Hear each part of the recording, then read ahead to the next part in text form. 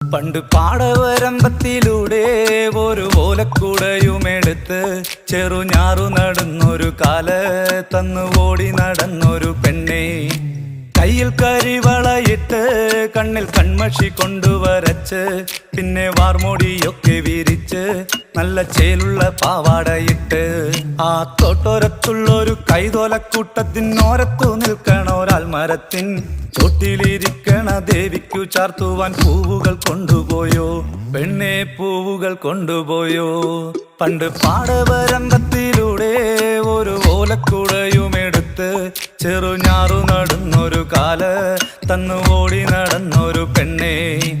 കയ്യിൽ കരിവളയിട്ട് കണ്ണിൽ കൺമഷി കൊണ്ടുവരച്ച് പിന്നെ വാർമോടിയൊക്കെ വിരിച്ച് നല്ല ചേലുള്ള പാവാടയിട്ട്